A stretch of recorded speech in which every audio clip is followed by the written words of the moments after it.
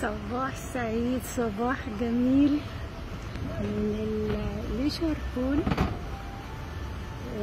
الجو النهارده شتوي تحفه، وانا قلت بقى بحب اروح اشوف السما وهي عايمه في الميه. طلعت السما مش بس اللي عايمه في الميه، في بعض الناس الشجعان، سواء يعني كم طفل كده مع اهاليهم او برضو في، بس انا مش هجيب صورهم. في الاتجاه التاني 3 سيدات برضو بيعوموا. لو عارفة يا خسارة كنت جيت، تحفة. اهو شايفين الجو. طبعا الناس خلاص، شكل الناس معرفش شكله، بس والله جميل. خسارة جامدة ان الواحد ما جاش ينزل. احنا جينا نتغدى. اتفرجوا، بسم الله ما شاء الله.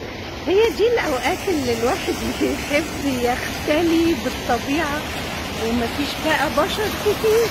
المدارس فتحت، الناس راحوا المدارس. انا ببدأ كده بقى، الناس تبدأ شغلها وتنشغل، وتبقى مدينتي بكل اللي فيها في اوقات الصبح بالذات تبعي انا. مقسماها، سايبها لكم في الصيف، ابتداء من الخريف وشتاء. بنطلق النهارده مطرت شويه صغيره، بس كنت سايقه ومشغوله ما صورتش المطر، لكن جيت دلوقتي لو مطرت تاني مستعده اصوره. عايزه اقول لكم على حاجه جميله جدا، الحقوا اتفرجوا عليها، اللي هي الشجر اللي بيطلع ورد في الخريف في منتهى الجمال. دلوقتي هتلاقوه في الشارع اللي فيه البنوك وفي حتت كتير في مدينتي. انا صورت جزء منه امبارح وهبقى اصوره تاني.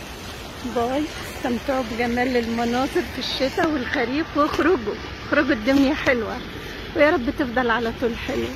باي.